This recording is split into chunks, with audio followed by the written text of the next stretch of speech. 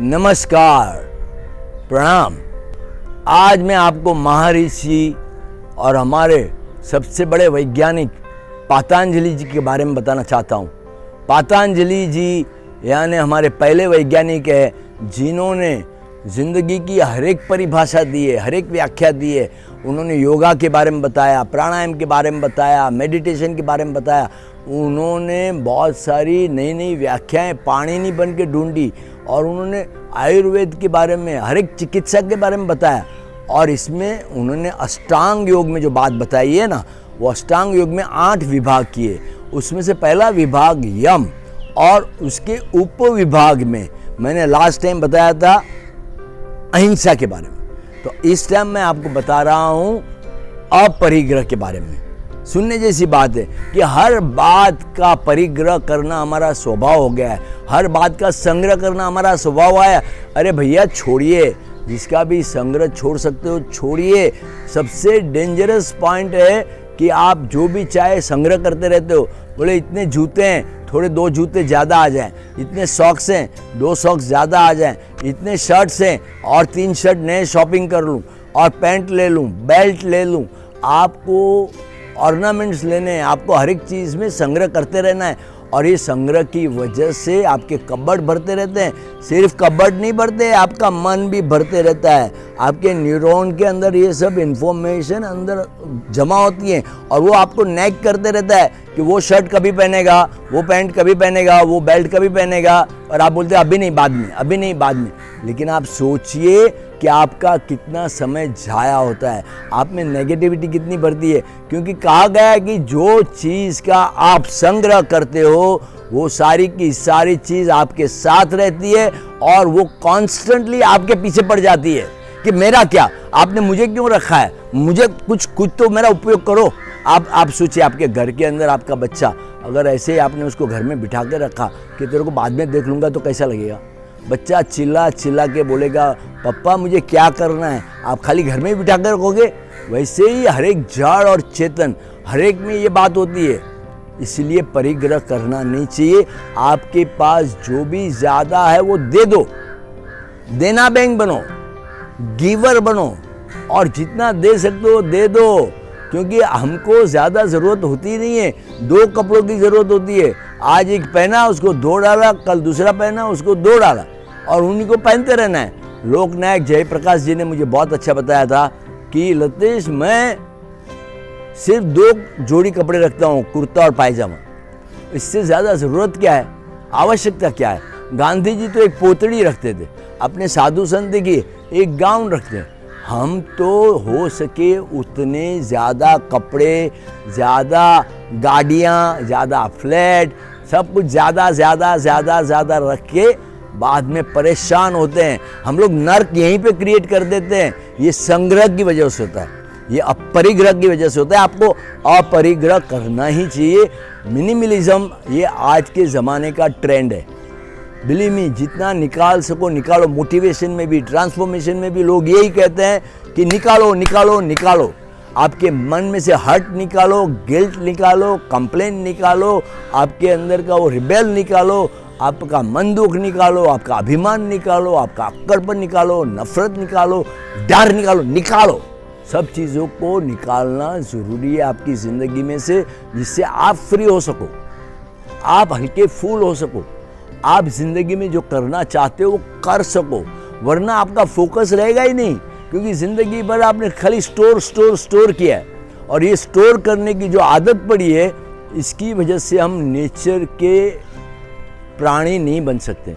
आपने देखा है किसी प्राणी को स्टोर करते हुए? आपने देखा किसी पंछी को कि नहीं 4-10 दिन का खाना बना के अपने घर में घोंसले में डाल देता है? आपने देखा है किसी पशु को? कोई नहीं करता। इंसान के अलावा कोई भी स्टोरिंग नहीं करता।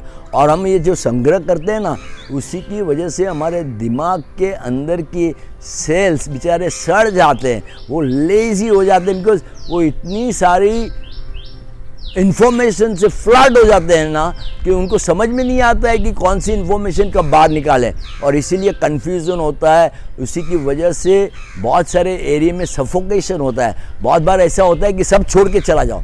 बहुत बार ऐसा होता है कि यार इतना सब कुछ लाया तो भी फैमिली को कुछ पड़ी नहीं है। बहुत लोगों के मैंने किस्से सुने। मैंने एक किस्सा अभी सुना, बहुत ही पैसे वाले इंसान थे, उन्होंने बहुत सारा काम किया। उन्होंने 8-10 दुकानें डाली, उनका एक स्टोर भी था, डिजिटली भी उनके पास अच्छा काम था, और वालकेश्वर यानी मलबार हिल में बंगलो, और उनके पास इतनी सारी प्रॉपर्टी थी। एक दिन अचानक हार्ट अटैक आया, वो मर गए। बाद में क्या हुआ पता है? उनके 2 बेटे, 1 बेटी। ये लोगों ने बोला कि पापा तो गए, तो अभी ये सारी प्रॉपर्टी का क्या करेंगे? अभी सब लोगों को चाहिए पार्ट, हिस्सा।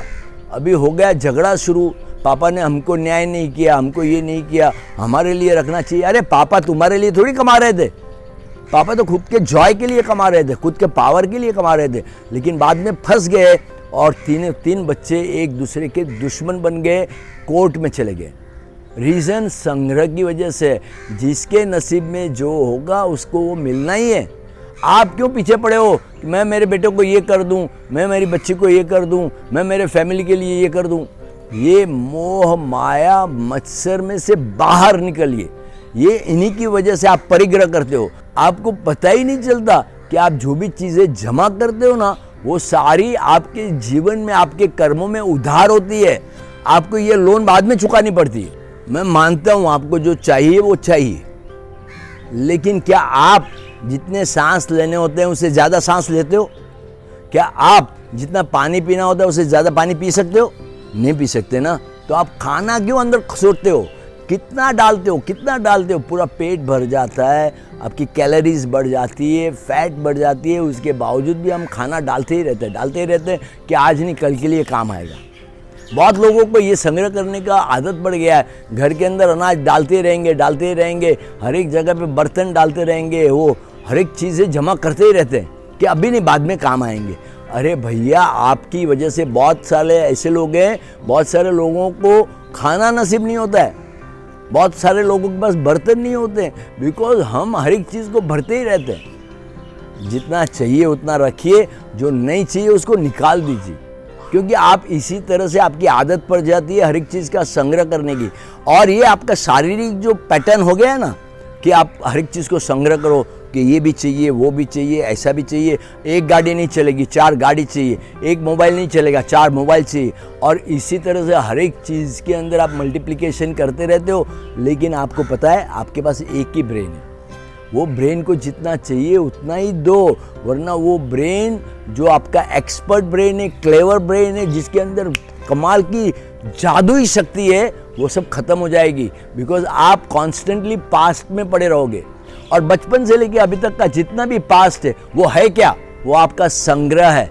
आप हर एक बात को याद रखना चाहते हो, और ब्रेन तो ऐसी चीज़ है, वो छोटे में छोटी बात को याद रखती है। मिनट को बोलो, सेकंड को बोलो, घंटे को बोलो, 24 घंटों को बोलो, आपके महीने को बोलो, साल को बोलो। अगर मैं आपका ब्रेन मैपिंग करूँ ना, हर एक बात बाहर आ जाएगी। तो हमको ये सब चीज़ों को छोड़ना है, और ये छोड़ना सीखने के लिए योगा करना है, प्राणायाम करना है, मेडिटेशन करना है। इसको छोड़ते जाइए, क्योंकि हमको निर्विचार होना है, निर्विकल्प होना है, जिससे आप समाधि तक पहुंच सकें। ध्यान से समाधि की तरफ वो कब होता है? जब आप फ्री होते हैं तब। बट आप फ्री कब होंगे? जब आपका संग्रह नहीं होगा, सेविंग नहीं होगा, तब। आप हर एक बात को सेव करना चाहते हो, उसने मुझे ऐसा बोला, मैं उसे देख लूंगा, 10 साल तक वो पॉइंट को पकड़ के रखते हो। उसके ऊपर मैं रिवेंज लूंगा। मैंने एक फिल्म में देखा था, वो हीरो का बाप मर जाता है और किसी ने उसको मारा होता है, तो हीरो उसके सामने वो मिट्टी उठाता है, ऐसे सर पे लगाता है और बोलता है, पापा मैं आप प्रतिज्ञा लेता हूँ, जब तक मैं उसको ख़त्म नहीं करूँगा तब तक चैन की सांस नहीं लूँगा। और फाइनली चैन की सांस लिए बिना ऊपर चला जाता। यानी पूरी जिंदगी किस में गई? वो रिवेंज में चली गई ना। तो आपने संग्रह क्या किया? खाली रिवेंज। आपका ह्यूमन बीइंग का जन्म इसके लिए मिला है। आपका ह्यूमन बीइंग का जन्म इसलिए मिला है कि आप आपके कर्म छोड़ पाओ, हर एक बात को छोड़ना सीखो। इसलिए ह्यूमन बीइंग का, ये इंसान का जन्म मिला है कि आप छोड़ो। बट हम तो जितना हो सके भौतिकवाद में इतने पड़े हुए हैं ना, हर एक बात को संग्रह करते हैं। और प्लीज़ इसको छोड़ना ज़रूरी है। आपके हर्ट को, गिल्ट को, रिबेल को, कंप्लेंट को, ईर्ष्या को, नेगेटिविटी को, नफ़रत को, सबको छोड़ना सीख जाइए। क्योंकि जितना आप छोड़ोगे ना, उतना ही आप पाओगे। आपके पास जितनी स्पेस रहेगी, खाली स्पेस रहेगी, तो कुदरत कुछ दे पाएगा। कुदरत को देना है, लेकिन आप पूरी स्पेस भर के बैठे हुए हो, आपका तन भरा हुआ है, आपका मन भरा हुआ है, आपकी आत्मा तक भरी हुई है, तो प्लीज़ अपरिग्रह में जाइए। अपरिग्रह का मतलब एक ही होता है, चाहिए उतना रखो, बाकी का निकालो। Be as much as simple you can. विवेक में रहो, विनय में रहो, तो अपने आप ज्ञान आएगा, आप मोक्ष की तरह आगे बढ़ेंगे। और पतंजलि जी ने बहुत प्यार से समझाया है कि सबसे बड़ी बात अपरिग्रह है। आज आप देखेंगे हर एक धर्म में ये अपरिग्रह को इम्पोर्टेंस दिया गया है। आप बुद्धिज़्म में जाइए, आप जैनिज़्म में जाइए, आप और बाकी के धर्मों में जाइए, सब यही बोलते हैं कि मेहरबानी करके संग्रह मत करो,